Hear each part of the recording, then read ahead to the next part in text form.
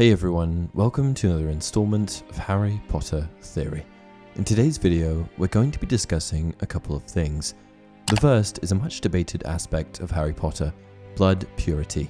Within this, I'm going to be looking at the blood purity spectrum and what is required for someone to be considered a half-blood. I'm also going to be discussing Voldemort and infamous German dictator Adolf Hitler, drawing parallels between them. Blood status is one of the most controversial aspects of the wizarding world, a concept in which wizarding families can be distinguished by the level of magically endowed family members. Generally speaking, people are slotted into one of the following categories: pureblood, half-blood, or muggle. The existence of such a system, however, certainly isn't a positive thing. The different classifications of blood purity in the wizarding world actually act in a very similar fashion to race in the real world, which obviously leaves the door open for things like prejudice. The wizarding world is certainly not shy to elements of prejudice. In fact, one of the main focuses of Voldemort's Death Eaters was establishing power over the worlds of half-bloods and muggles. Voldemort felt that those with pure bloodlines deserved to be in power, and anyone who got in his way would either be murdered or made to be indefinitely subservient, a slave to his regime. Of course, after enough time in power, it's also likely that the pure bloodlines, which are presently on their way out, would be able to make a resurgence. Of course, it shouldn't be a surprise to anyone that parallels can be drawn between Voldemort and the Death Eaters, with Hitler and the Nazis during World War II. I wanted Harry to leave our world and find exactly the same problems in the wizarding world. So you have the intent to impose a hierarchy, you have bigotry, and this notion of purity, which is this great fallacy, but it crops up all over the world. People like to think themselves superior, and that if they can pride themselves in nothing else, they can pride themselves on perceived purity. So yeah, that follows a parallel to Nazism. That quote was from J.K. Rowling. The Nazis were of course infamous for the persecution of Jewish people, among other minorities.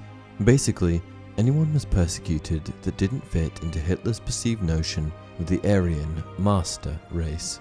The master race is a concept in Nazi ideology in which the putative Nordic or Aryan races, predominant among Germans and other Northern European peoples, are deemed the highest in racial hierarchy. Members of this alleged master race were referred to as Herrenmenschen, master humans. In this instance, Aryans were the purebloods, and any other group could be placed into either the half-blood or muggle category. In 1925, Hitler published Mein Kampf, an autobiographical manifesto that outlined his political ideologies and anti-Semitic perspective. In his book, Hitler wrote of his hatred towards what he believed to be the world's twin evils, namely communism and Judaism. He said that his aim was to eradicate both from Germany, and moreover, stress his intention to unite all Germans in the process of destroying them. Does that sound like someone else to you? Where Hitler rallied the Nazis, Voldemort rallied the Death Eaters, and where Hitler sought to eradicate non-Aryans, Voldemort sought to enslave and dominate non-purebloods. One thing that I want to quickly explore before diving into this further is, what constitutes a half-blood? In an interview, J.K. Rowling was asked a similar question. Why are some people in the wizarding world called half-blood, even though both their parents were magical? The expressions pureblood, half-blood, and muggleborn have been coined by people to whom these distinctions matter and express their originators' prejudices. As far as somebody like Lucius Malfoy is concerned, for instance, a muggleborn is as bad as a muggle. Therefore, Harry would be considered only half-wizard because of his mother's grandparents. If you think this is far-fetched, look at some of the real charts the Nazis used to show what constituted Aryan or Jewish blood. I saw one in the Holocaust Museum in Washington when I had already devised the pureblood, half-blood, and muggleborn definitions, and was chilled to see that the Nazis used precisely the same warped logic as the Death Eaters. A single Jewish grandparent polluted the blood, according to their propaganda. From this, we can derive that the Death Eaters used similar methodology to the Nazis, suggesting that similar Third Reich formula rules were in effect. In Germany itself, the Annenpass and Nuremberg laws classified people as Jews if they descended from 3 or 4 Jewish grandparents. A person with 1 or 2 Jewish grandparents was a Mischling, a crossbreed of mixed blood.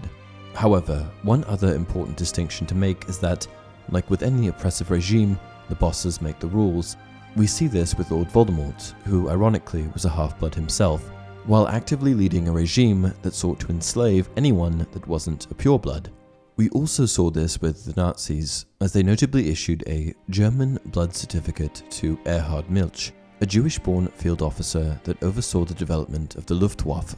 After Erhard was issued his certificate, Hermann Göring famously said, "Wer Jude ist, bestimm ich," which means, "I decide who is a Jew." This kind of behavior is completely irrational and makes absolutely no sense. But then again, these regimes don't make any sense. These types of movements are largely based on irrational fear, a thirst for power, and an incredible amount of hypocrisy. One thing important to note, however, is that Hitler and Voldemort didn't only share similar goals, they were actually quite similar people in a lot of other ways. Let's take a look at just how similar they were. It appears that, from as early as childhood, both Voldemort and Hitler exhibited signs of a manipulative, persuasive personality, a personality that closely followed them into adulthood and largely contributed to their eventual successes in achieving power. Voldemort, aka Tom Riddle, was a highly manipulative young boy that was dangerously paired with a high IQ, a combination which meant that he was always able to convince others to give him what he wanted. While still very young, Voldemort became entirely self-aware of his talents and would use emotional warfare on adults and fellow orphans alike. Hitler showed similar characteristics as a boy, and though he didn't grow up in an orphanage, there is evidence to support that he was able to manipulate his mother into pampering him. Both boys would play off of the emotions of others, but also tread carefully when they were confronted with someone that they could clearly not manipulate. Their uncanny ability to recognize individuals that they wouldn't be able to manipulate is likely a product of their high levels of charisma. For example, Tom Riddle played the role of good little orphan boy when Dumbledore came to visit, and similarly, Hitler never tried any of his emotional warfare on his father, as he knew it would have been futile. Another dangerous trait that both men exhibited was the ability to persuade people, specifically the ability to convince others of their good intentions. Tom Riddle infamously persuaded Professor Horace Slughorn to provide him with information on Horcruxes, a classic example of Voldemort's manipulation. To Horace, Tom was a good student, with a good head on his shoulders. He couldn't imagine what harm giving that information to Tom could have done, but that's exactly how Tom wanted to come across. He knew exactly what he was doing. He was able to come across in such a way that even the exchange of information pertaining to the worst forms of dark magic wasn't something that Slughorn would deny him. In a similar case of persuasion, Hitler at the age of 22 was able to convince his aunt to give him a large amount of money and leave him the bulk of her life savings, money that I'm sure would have normally been left to others. There is so much power in the ability to convince people of things, and when you combine this skill with unusual perceptions of the world, dangerous things can happen. For Voldemort, it meant amassing a legion of Death Eaters to enslave half-bloods and muggles, and for Hitler, it meant shifting the perspective of an entire nation, creating an anti-Semitic, intolerant environment where his master race would reign supreme.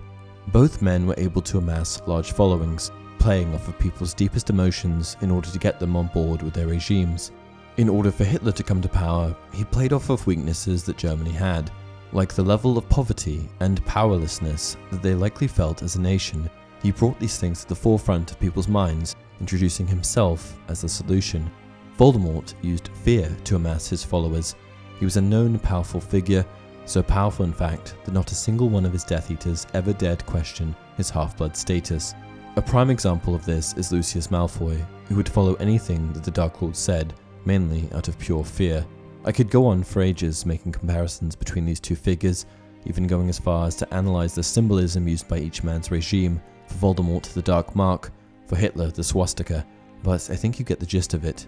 If you have any questions pertaining to the topic of today's video, I'd love to hear them, so leave a comment down below. I may expand on this topic further if there is enough interest. Until next time, remember, you place too much importance, and you always have done, on the so-called purity of blood.